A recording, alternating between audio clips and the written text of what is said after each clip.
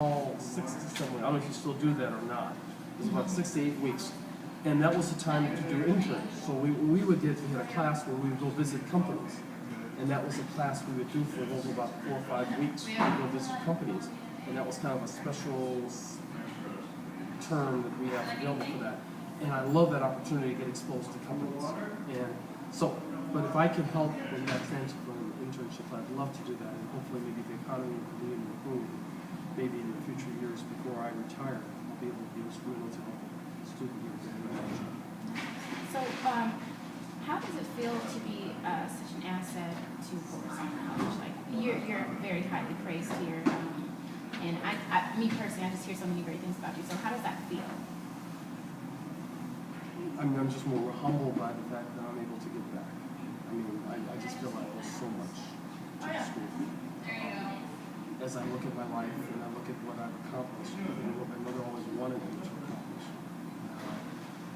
it's more of a humble feeling of what they did here for me at a time that they didn't have to do that.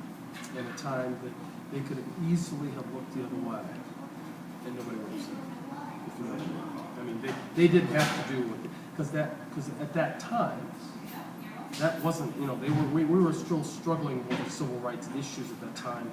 And this was really part of the South, because even the standpoint of my wife that I married, her attitude in Quincy was totally different than what my experience was, and that's probably why our marriage didn't work. We divorced shortly after that, about 12 years after. She grew up in a period of time where her family, and it seemed like I had more issues with blacks at that time than I did with whites, but her family was totally opposed to me going to college. They said, that's a waste of time. They would tell me this. That's a waste of time, going to college. Nobody's going to hire you. But again, that was their world that they lived in Quincy. And it says, you're fooling around with something that's just not going to be worthwhile. Quit school and go get a job in Garden, Denver, or Quincy Compressor.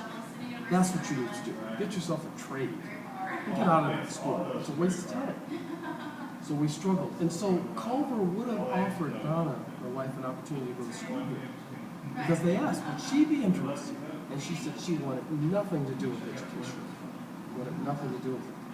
And so we then we started separating, because I started seeing my life from an academic standpoint and wanting to go on with my career, and she was wanting to go to totally be a different direction.